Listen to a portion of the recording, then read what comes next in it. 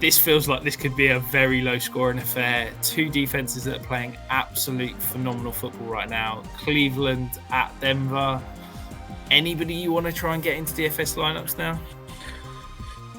So, not particularly. I think, you look at the Browns, they allow the least quarterback fantasy points, second fewest wide receiver fantasy points, the least tight end fantasy points, the 8th fewest running back fantasy points.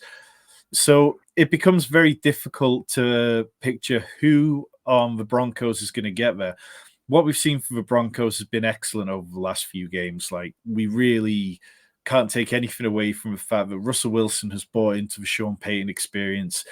He is dink and dunking much more than we've ever seen. He's throwing to running backs as often as wide receivers. I think last week it was 18 wide receiver targets to 14 running back targets. And he's been a top 18 quarterback for 4 weeks in a row.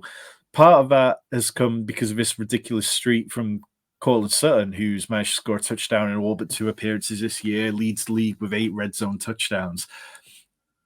But I don't believe that Cortland Sutton's going to find a particularly productive day against this Browns defense. I think, you look at what the Browns do. They'll have the fewest receptions to wide receivers per game at just 8.6.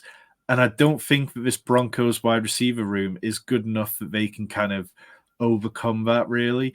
Javonte, he had back-to-back games with 25 plus touches, and then it went down to 13 against the Vikings, which is a little concerning. Because at 25 touches per game, even against an elite defense, you can tell yourself a story that he's possibly going to get there on volume.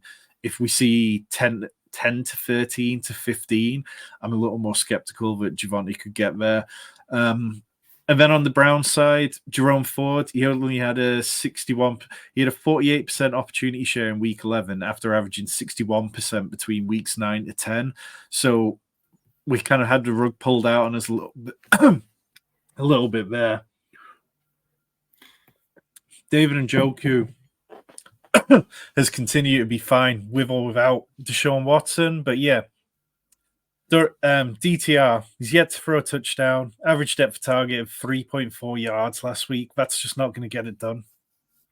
Yeah, it feels like as long as DTR is under center, basically David Njoku is a plug-and-play top 12 tight end just based on the average depth of target and the volume of targets. I think it was 15 targets last week. As you said, DTR is not pushing the ball downfield, and that basically takes Amari Cooper and his route tree out the game. So we're just going to see David Njoku get peppered with targets and Elijah Moore on kind of schemed touches. So, yeah, I don't particularly have any interest in attacking this game for this week's slate whatsoever.